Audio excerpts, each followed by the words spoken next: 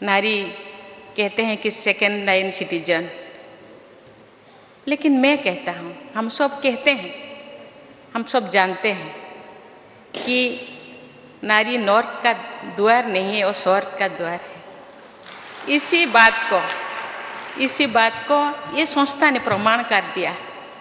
ये संस्था का जो भी चीफ होते हैं, चाहे सेंटर हो, चाहे गीत पाठशाला हो, चाहे सारा विश्व में जितने भी सेंटर्स है, उसका लीडर होते हैं महिलाएं और बहनें। शक्ति के बिना शिव अधूरा है, क्योंकि शिव और शक्ति दोनों का प्रभाव से ही ताकत मिलता है, ऊर्जा मिलता है। शक्ति के बिना शिव का अधूरापन हो जाता है। इसीलिए ब्रह्मा बाबा ने एक शक्तियों को आगे रखा और जानते हैं कि ये महिला शक्ति के प्रतीक है, ये तो सर्वं स्वाहा है। सुख, शांति, आनंद और प्रेम का ये जीता जागता ये मिसाल है। कोई बोलने से, कहाँ किताबों में लिखने से वो चीज तो बदल नहीं जाएगा, लेकिन आज लोगों की मानसिक स्थिति को बदलना जरूरी है और बदल भी चुका है। आज चारों तरफ ये है, भारत में ही है नहीं, सारे विश्व में कहते हैं महिलाओं को आगे लाना होगा। और समझते हैं आज नेगेटिविटी इतने बढ़ने का एक ही, मुझे बहुत सारे कारणों से एक ऐसे रीजन है, क्योंकि हम लोग महिलाओं को नेग्लेक्ट करते हैं। महिलाएं आगे आना चाहिए। आज चारों तरफ आरक्षण के लिए नारा लग रहा है। पॉलिटिक्स में आरक्षण, नौकरियों में आरक्षण और हर चीज में आरक्षण चाहिए महिलाओं को। लेकिन मैं जानती हूँ महिला के अंदर इतना पोटेंशियलिटी है। अब आज हम देखेंगे तो हर जगह, अभी बॉर्डर सिक्योरिटी में भी वो ऐसा काम करते हैं जो भाई लोग नहीं कर पाते।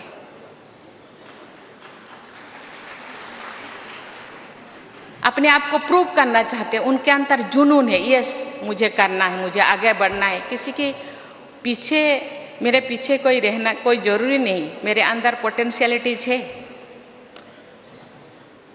इसीलिए आज आप देखेंगे तो सीबीएसई का रिजल्ट, कोई मेडिकल का रिजल्ट, कोई आईएएस का result, IAS, OAS, engineer, MBBS, जो भी आप रिजल्ट देखेंगे, बहनें अपने छात्राएं वो पहले जो नंबर 10 पे उनका नाम 50 से ज्यादा रहता है। अपने आप को प्रूव करना चाहते हैं, हम पीछे नहीं है, हम आगे हैं, आगे बन सकते हैं, जा सकते हैं। इसीलिए ये जो संस्था, ये जो इतने सारे संस्थाओं को एक सूत्र में बांधना, कोई बाबा के भाषा में कोई मासी का घर नहीं है। इतने लोगों को इकट्ठे करना, मानसिक परिवर्तन करना, ये केवल ये संस्था महिलाओं के नहीं, समाज के हर वर्ग, हर श्रेणी को आगे लाने के लिए वो चाहते हैं। जो समाज के सब लोग आगे बढ़ेंगे तो विश्व परिवर्तन हो सकेगा। मुट्ठी भर मानव के साथ कोई परिवर्तन नहीं हो सकता, सबको आगे लाना होगा, आगे आना होगा। इसीलिए वो युवाओं को भी आगे लाने के लिए गांव-गांव वो रैली कर रहे हैं। सब जानते हैं जितने अभी जनसंख्या वृद्धि हो रहा है, इसके साथ ही अपना अनाज का भी बढ़ावा जरूरी है। इसीलिए लोग रासायनिक सार का खाद का यूज करते हैं, लेकिन देखा गया है कि रासायनिक सार यूज करते वक्त तो हम शारीरिक रूप से इतने नया नया बीमारी आ रहा है। इसीलिए ये संस्था ने जैविक सार, ऑर्गेनिक सार यूज करके वो गांव-गांव किसानों के अंदर ये बात को फैला रहे हैं।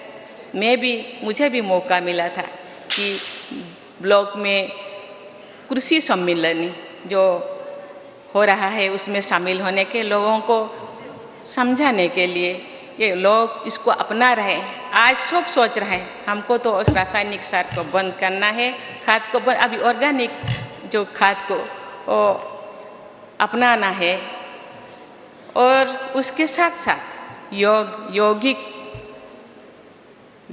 व्यवस्था को भी उपयोग करना है।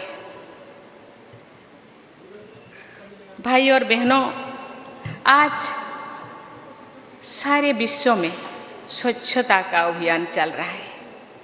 स्वच्छता, बाह्य स्वच्छता के, लेकिन ये संस्था का नंबर 1 मुद्दा तो है स्वच्छता और पवित्रता। ये पहले से ही है।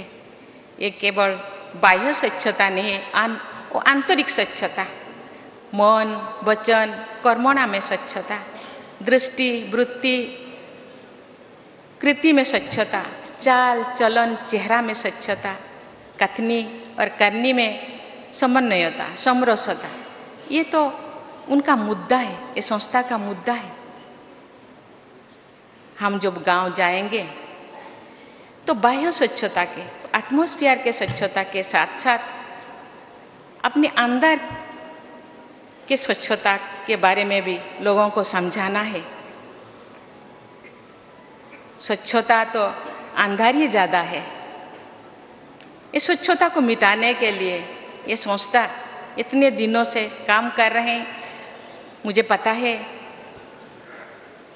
छोटे छोटे गांव से लेकर छोटे बड़े शहरों तक बहनें गांव-गांव जाके कैसे लोगों को समझाते हैं और उनके मानविकता को जो घट गया है उसको फिर पुनर्स्थापन करने के लिए, पुनर्स्थापित करने के लिए वो कितने मेहनत करते हैं। जो लोग इस यही संस्था से जुड़े हैं वो लोग तो परिवर्तन हो गए हैं।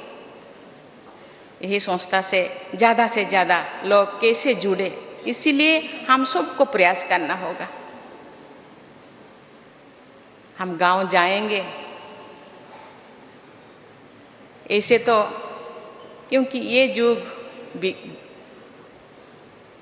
एडवर्टाइजमेंट की युग है। आज तो सिनेमा वाले भी प्रमोट करते हैं, क्योंकि लोगों के पास जाने से ही ये सोचते हैं ये तो इतने व्हाइट ड्रेस, इतने परहेज, खान पान वो परहेज है, इसीलिए लोग डांटते हैं। लेकिन हम जाएंगे, लेकिन उनको समझाएंगे कि नहीं, बहुत सहजता से, बहुत आसानी से हम इसी संस्था से जुड़ सकते हैं और इसी संस्था के जितने भी श्रीमत है उसको हम फॉलो कर सकते हैं। इनका जो इस संस्था के जो मकसद है, ये मकसद, ये लक्ष्य जो बेहतर समाज की स्थापना, मुझे लगता है हम इसी तरह प्रयास करते रहेंगे तो वो दिन दूर नहीं कि ये समाज में जरूर बदलाव आएगा। महात्मा गांधी जी का सपने राम राज्य जरूर लौटेगा। इसके लिए हम सबको, बहनें तो प्रयास कर रहे हैं, जो गृहस्थी है उनको भी प्रयास करना होगा। कहते हैं कि example is better than advice. अपने आप को एग्जाम्पल बनाना है। यस, हम कर सकते हैं।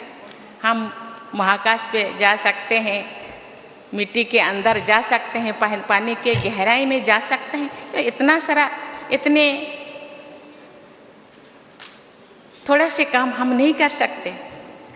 मैं जो सेंटर से बिलोंगिंग करती हूँ, वहाँ एक बार मुझे बहन जी ने बोली, दीदी आप थोड़ा गाना गाइए। मुझे तो गाना नहीं आ रहा है, तो मैंने मुझे हिंदी गाना मुझे याद आ गया, जो खिल सके ना ओ फूल हम है, तुम्हारी चरणों के धूल हम है, दया की दृष्टि सदा ही रखना, तुम्हें हम माता पिता तुम्हें। बहन जी ने बोले, दीदी आप तो बाबा कहते हैं, बच्चे आप चरणों के धूल नहीं है, आप मेरे दिल के धड़कन है, आप तो आंखों के तारा है, आप तो मेरे दुलारी है, आप तो राजा है, राजा बेटा है। दया की दृष्टि नहीं। माता पिता अपने बच्चों को दया नहीं करते हो तो अधिकार से, अपना अधिकार है, मेरे जो पूछे वो तुम्हारे है, मेरे जो पूछे वो तुम्हारा है, उसको दया की कोई जरूरत नहीं। लेकिन जो बच्चे जो बिगड़ जाते हैं, माता पिता भी थोड़ा गुस्सा करते हैं, आपको कुछ भी नहीं मिलेगा, एक फूटी कौड़ी नहीं मिलेगा, लेकिन फिर भी मिल जाता है, क्योंकि हम सब लीगल हेयर है ना, बाबा का लीगल हेयर है। बाबा का जो कुछ है, बाबा में जो गुण है, जो क्वालिटी है, हम में भी वही क्वालिटी है, लेकिन उस क्वालिटी को पहचानना चाहिए और खुद उसको प्रयोग करने के साथ साथ दूसरों को भी। बाप कहते हैं, आप जो कर रहे हैं ना, दूसरे आपको जो फॉलोअर्स है, दूसरे भी वही करते हैं, इसीलिए आपको भी चाल चलन चेहरा में शुद्धता आना चाहिए, आपका वृत्ति में शुद्धता आना चाहिए, तो आपका फॉलोअर्स में भी आपके जो करते हैं वो जरूर करेंगे और विश्व का परिवर्तन जरूर होगा। इसके लिए हम सबको मेहनत करना पड़ेगा। ज़्यादा मेहनत की जरूरत नहीं है, सोच को थोड़ा बदलना पड़ेगा। हम अपने आप को जितने भी नकारात्मक सोच है उसको बदलकर सकारात्मक सोच लाएंगे और बाबा के श्रीमत में चलेंगे। बाबा कहते हैं, ये विश्व ये कंटे के जंगल है, इस कंटे के जंगल को फूल के जंगल बनाना है तो थोड़ा बहुत तो मेहनत तो करना पड़ेगा। इसीलिए हम जो ढूंढते हैं, सुख को ढूंढते हैं, हर कोई सुख के लिए, शांति के लिए, आनंद के लिए प्रयास करते हैं, लेकिन सुख हम कहाँ ढूंढते हैं? वस्तुओं में, वस्तुओं में सुख ढूंढते हैं, लेकिन वो सुख तो स्थायी नहीं है। लेकिन स्थायी सुख अपने अंदर है, उसको ढूंढना है। तो इसके लिए जो हर किसी के लिए, जैसे भगवान ने जो क्रिएट किए हैं, जितने भी प्लैनेट है, अपने अपने अपने आप ना कक्षा में चलते हैं, स्कूल में हम दाखिला लेते हैं, स्कूल का भी कोई अनुशासन है, उनका भी कोई नीति नियम है। गवर्नमेंट जो चलता है कॉन्स्टिट्यूशन के नीति नियम के अनुसार चलता है, इसीलिए अपने आप का भी एक कॉन्स्टिट्यूशन बनाना चाहिए। मुझे कैसा जीना है,